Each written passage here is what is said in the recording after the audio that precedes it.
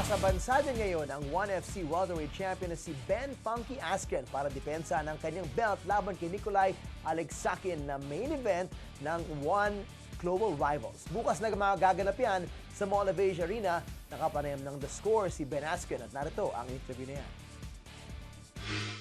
All right, we're now here with a special edition of Setting the Score from 1FC, the welterweight champion Ben Askren. Ben, welcome to the Philippines again. Yeah, welcome back. Thanks for joining us. And well, a lot to talk about. We want to get to know you a little bit better. This is rare that we have a chance to really sit down with you lengthier time, and we know you're making waves now in Asia in 1FC. We want to rewind a bit and give us a bit of your history and how you got into the sport. First of all, wrestling, of course, was where you made your name back in college. Tell us how you got into that sport and how you made a huge name for yourself in Missouri. What was that like? What was your college career like? Well, wrestling's really popular in America. Yeah. I mean, not like football or basketball, but it's up there. And so when I was a little kid, I did all the sports, right? I played football, basketball, baseball, and I just liked wrestling the most. So as I got older, I started doing it more and more. I had a lot of success, and I was able to earn a scholarship to the University of Missouri when I was 18. So I went down there, and I loved it. I won a couple national titles, and then right after I was done, I coached, and then I was able to make the Olympic team in 2008. Awesome. Wow. So after 2008, I could have kept wrestling. I was still really young for wrestling standards. But MMA was just calling my name. It was something I watched, I was a fan of. I had friends doing it. I had people I was competing against doing it. And it was just like, I want to try that. So right after the Olympics, I kind of took a break. I thought about it for a while. And then in 2009, I started fighting. Well, I want to ask you a bit about your college career, because before you won your national championship, you lost it, right? You lost I lost twice. 2 years, Twice right? in a row, yeah. What was that like? I mean, it always fascinates me to find out how an athlete bounces back from a big defeat. It's one thing to lose in the preliminaries, in the regular season. It's another thing to lose in the championship. What kind of transformation did you go through, losing it twice? And then finally getting your third time. I mean, it's devastating because that's what you worked the whole year for, right? Yeah, you worked the whole year to get to the finals and win it. And you get to the finals and you lose. And then you're like, okay, well, next year won't be the same. And then I actually lost to the same guy both years in the finals, which is extra awful. Oh, wow. That's just as worse as it can get. Yeah, it's about as bad as it gets. So, you know, it was devastating because I felt like I did everything possible to win that match. I felt like I put all my effort and everything into it, and I lost. And so coming back for my junior year of college, my third year, it was like, if I don't win this year, it's all a failure. Everything's a failure, so I have to win this year. You put that kind of pressure on yourself. Oh, 100%. Okay. So, and obviously I went on and I was undefeated my last 2 years, and I won both titles. So, yeah, everything became right. Were those lessons that you learned early on taught to your younger brother, who eventually as well was a champion down there? Yeah, I mean, the thing with wrestling is in America is you compete so often, and there's so many chances to test yourself, and so you get so tough and so used to coming up short, and no one likes to come up short, but you know it's part of life. Winning and losing is part of life. Here you are. You have a great MMA career. You jump into one FC now.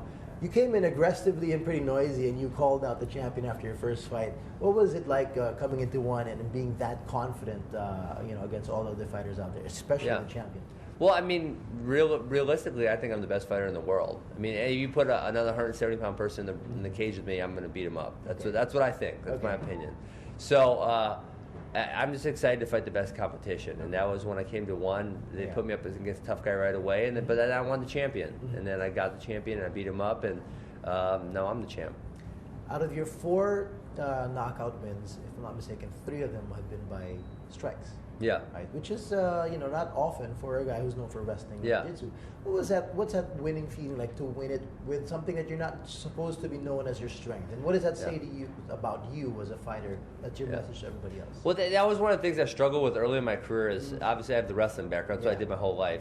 Now in MMA, and then in MMA, there's no way for a wrestler to finish a guy with wrestling moves, right? Because in wrestling you pin him. Yeah. But in jiu-jitsu you choke him or submit him.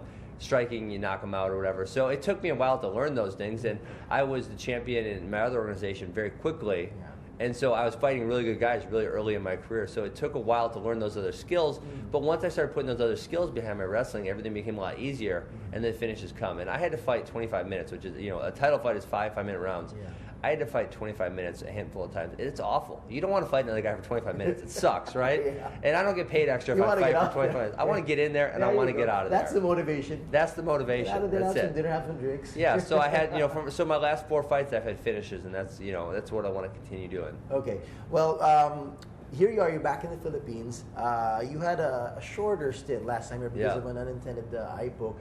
How do you feel about having the Filipino fans another chance to see you? And this time, hopefully, a lot longer. Not as you submit him or knock him out right away. No, I hope it's I don't hope it's much longer. I hope Okay, to get in, I hope to get in there and beat him up. Okay, yeah. Yeah, whatever. The faster the better. I mean, in my opinion, the faster the better. I'm gonna get in there and grab and beat him up. Okay. I'm excited to get a second chance because obviously the last event ended in a way that no one wanted to see. That's an ending that nobody wants. No fighter, the promotion, the fans, no one wants that finish. So when you get a second chance to make a first impression, it's a great thing. So I know the arena was packed the last 2 times. Obviously when I fought here, and then I watched Brandon Vera when he won the title, the heavyweight title last time. So the arena's always packed. So to get in there and be able to do it again is great. Now you're going up against Nikolay. And interestingly, there's this new weight class thing that you're going to have to deal with now. Talk about how you feel about this new weight class category they're putting you at. It's the same name, but they're different. Pretty much Process, about your walking weight, right? So talk a bit about that and how you're still confident given that new weight thing. So what they're doing is they're essentially making you fight at your walk around weight, which is, in all honesty, you should be fighting people that are your size, right?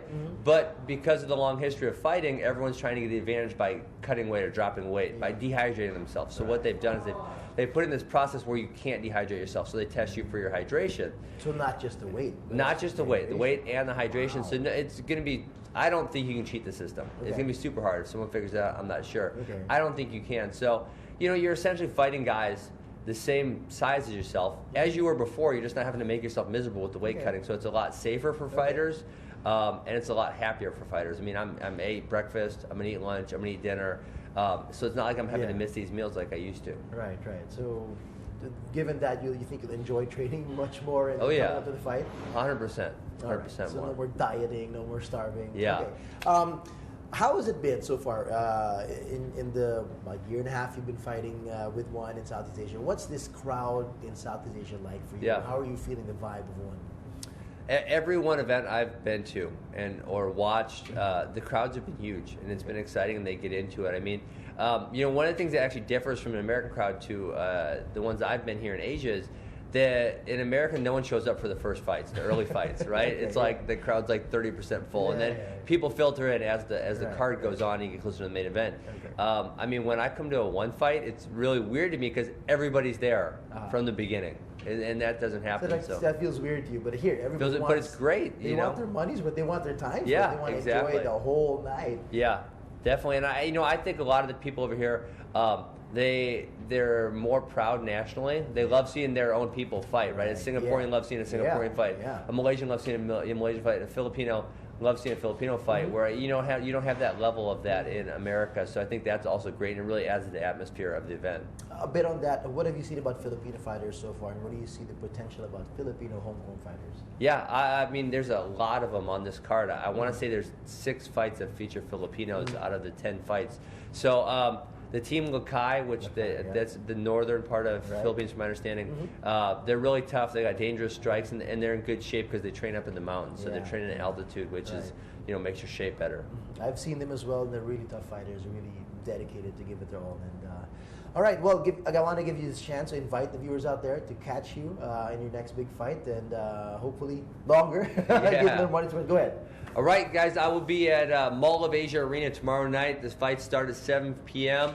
Be there sharp, and you'll get to see a great night of action, a lot of Filipino fighters, and, of course, me in the main event dominating Nikolay Aleksakhin. All right, there you have it, Ben Askren. He's got a great fight up tomorrow. He promised to dominate, so we will see that tomorrow night in ONE FC. And that's it for us now, but we'll come back later in a bit. We'll be having more of The Score.